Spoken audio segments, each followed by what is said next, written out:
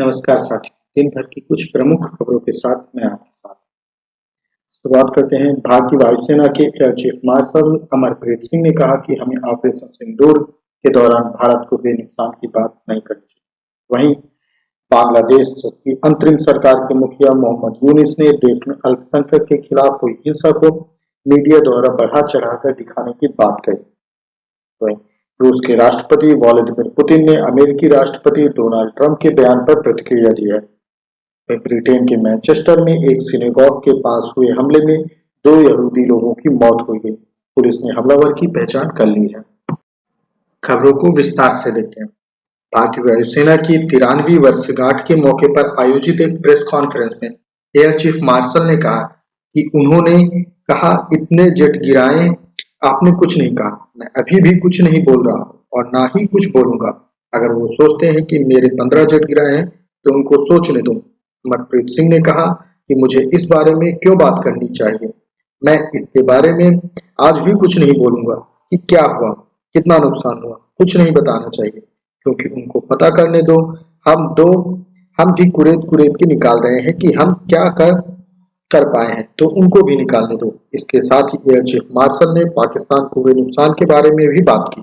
उन्होंने बताया कि ऑपरेशन सिंदूर के दौरान भारत ने पाकिस्तान की 4 जगहों पर रडार, कमांड और कंट्रोल नष्ट किए, जबकि 2 जगहों पर रनवे को नुकसान पहुंचाया।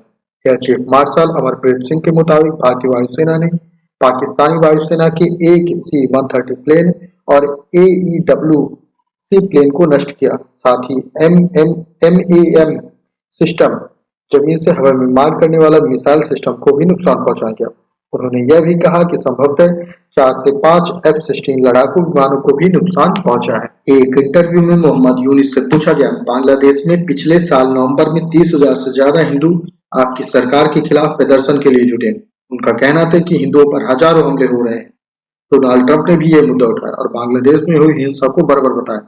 इस तरह की हिंसा को कंट्रोल करने के लिए क्या किया गया? इस पर मोहम्मद यूनिस ने कहा, पहली बात तो ये सब फेक न्यूज है, आप इसे सही नहीं मान सकते। इस पर पत्रकार ने कहा, मैंने इसे डोनाल्ड ट्रंप के हवाले से कहा और आप इसे फेक न्यूज बता रहे हैं। यूनिस ने कहा, हाँ, चाहे डोनाल्ड ट्रंप ने ऐसा कुछ कहा हो या चाहे उनके पास इसकी जानकारी हो कि बांग्लादेश में अभी क्या कुछ हो रहा है। पत्रकार ने उनसे पूछा, मतलब कि आप यह कह रहे हैं कि न केवल इसे बढ़ा चढ़ाकर पेश किया गया बल्कि हिंदुओं के खिलाफ कोई हिंसा ही नहीं हुई। यहाँ तक कि न्यूयॉर्क टाइम्स ने भी खबर चलाई कि बांग्लादेश में कई दौर की हिंसाएं हुई। पुलिस ने एक हिंदू मॉन्क को पिछले नवंबर में गिरफ्तार किया। ये सब चीजें हुई है ना, आप इससे मुकर नहीं सकते। इस पर यूनिस ने कहा, वर्तमान में भारत की खासियतों में एक है फेक न्यूज। बहुत सारे फेक न्यूज हैं। पुतिन ने सुरक्षा एवं भू राजनीतिक मामलों के विशेषज्ञों के बीच चर्चा के दौरान कहा कि क्या हम पेपर टाइगर हैं? अगर हम पेपर टाइगर हैं तो फिर नेटो क्या है?